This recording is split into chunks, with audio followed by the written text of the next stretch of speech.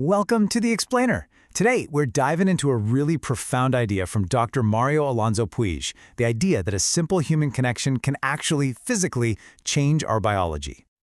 So let's rewind the clock a bit. We're talking 2,500 years ago, with physicians like Hippocrates. They figured out that a simple conversation, a real interaction between two people, could have a genuine physical healing effect. I mean, for their time, that was a pretty incredible insight. And here's the cool part. Fast forward all those years, and modern science is finally catching up. It's providing some stunning proof for that ancient wisdom. And it takes us on a journey right into our own biology, showing us just how deeply connected we really are. Okay, let's get into it. But to really get the solution, first we have to look at the problem. And it's summed up perfectly by an ancient myth that works as this powerful metaphor for our modern world. You probably know the story of Narcissus. He was so completely captivated by his own image, so trapped in his own little world that he was totally blind to everyone else around him, including the nymph Echo, who was in love with him. All he could see was himself. This myth is such a powerful metaphor for a really modern tendency, isn't it? We get trapped looking only at ourselves, our goals, our opinions, our rivalries. We just stare into that mirror and we completely miss the world that's waiting right outside of it. So, what's the antidote to this self-obsession, to being stuck staring in the mirror of Narcissus? Well, Dr. Puig calls it the encounter, and it's a simple but really profound shift in how we see things. An encounter is basically when we shift from a me perspective to a we perspective. It's a genuine intention to connect with another human being. And there's this one story that illustrates the biological impact of this just perfectly. Okay, so meet Margarita. For 3 long years, she'd been dealing with this agonizing stomach pain. She'd been through tons of tests, was on strong medication, but the pain just would not go away. She was exhausted, totally desperate, and felt like she was out of options. Now, Margarita could not stand her boss. She felt threatened by him every single day. So when she heard this advice, she thought it was completely absurd.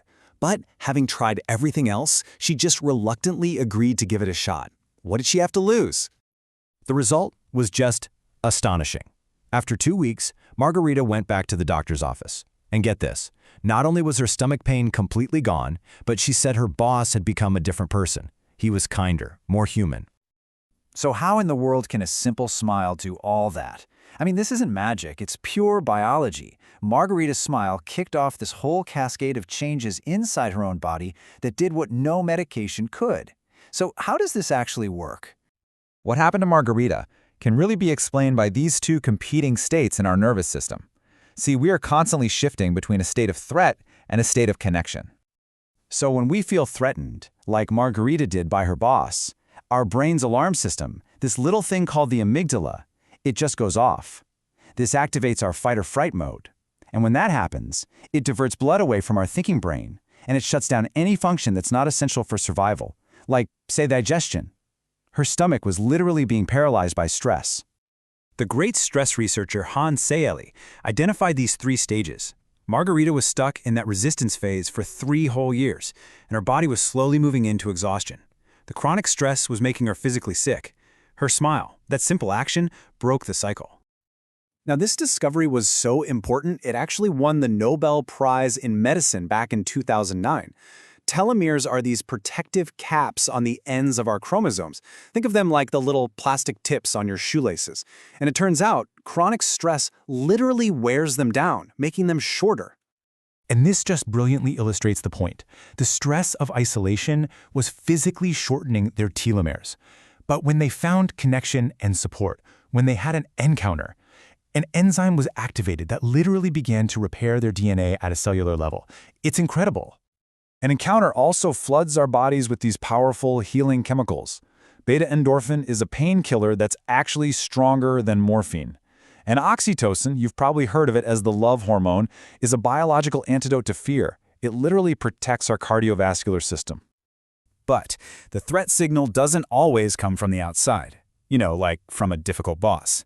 Sometimes the most persistent alarm is the one ringing inside our own minds. And this brings us to the second solution, the healing power of silence. The philosopher Blaise Pascal pointed this out centuries ago. He argued that our greatest source of unhappiness comes from our own restless minds, from our inability to just be present and be quiet. Dr. Puig uses this brilliant analogy for this. He says we walk through life carrying two really heavy suitcases.